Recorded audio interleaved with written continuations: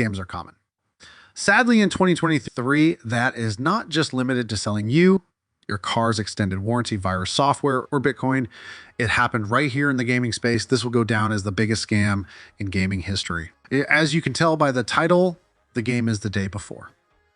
Note that this studio has shut down operations and essentially took the money and ran. They say shit happens, but I say so do lawsuits. They say they will work with Steam, but my doubt is still there. This game has already been refunded over 90,000 times out of around 200,000 purchases. This is just the tip of the iceberg. There are many more reasons why this was a scam from the start.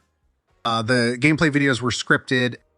The before was reviewed by developers and videos uploaded to YouTube, and they stressed how the gameplay videos that were surfacing looked scripted, eye-generated, and representative of vertical slices. This is where a fully developed portion of a game is shown when the rest of the game doesn't exist, giving the impression that the title is much more developed than it is. In other words, the gameplay we were seeing wasn't gameplay. Unpaid volunteers were pulled into the studio. Fantastic started using unpaid volunteers to create the day before. And when challenged on this topic, the studio published a strange statement filled with philosophical ramblings, stressing that every volunteer made their own choices to be there. Be that as it may, they weren't paying people for working on their game, likely because they had no money in the first place. Fantastic's first game was a similar story. The Wild 8 was a Fantastic's first game, and it was backed for $60,000 on Kickstarter. Well, guess what? It was released in a remarkably buggy state, plagued by poor reviews, and was promptly abandoned by Fantastic not long after release. The studio changed direction remarkably fast. From being stood up in 2015 by students at Gatavsev Brothers and making some half-hearted mediocre indie games, Fantastic pivoted in a short period and opted to create one of the most ambitious, impressive open-world MMOs the world had ever seen. That's a red flag. No gameplay was shown almost ever.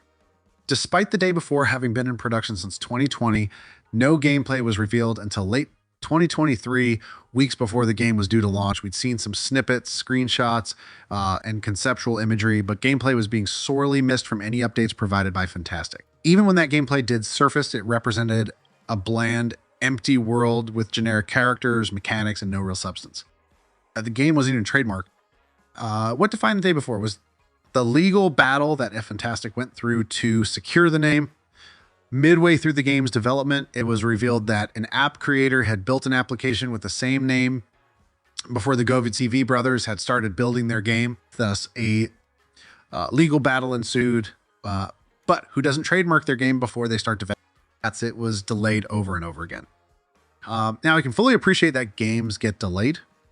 Look at Skulls or Bones, for instance. The difference is that Skull Bones is backed by Ubisoft and is constantly updated with gameplay streams, trailers, and dev blogs. Fantastic kept pushing back the day before without showing anything tangible to prove that the game even existed, constantly farming impressions and building hype and a sense of mystery around the title.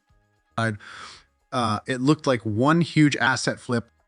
One of the first things people said when they saw the trailers and gameplay for the day before, or even imagery of the game, was, oh, that looks like the Division, or wow, that looks like The Last of Us. On the surface, so many elements were peeled from other games, and when you dig a little deeper, it looks as though most of the day before was built on the back of flipped assets. And just think, people decided to pay full price for this game. That was the final red flag. It's an early access game that had barely been revealed and was built by a developer who had no real legs in this business, was being sold for $40. What do y'all think? I avoided buying this game because I knew something was up. It was not even worth the time to put on my Steam wish list. Did you buy this MMO that ended up being an extraction shooter? Let us know what you think in the comments below. Peace, love, video games. Toasty out.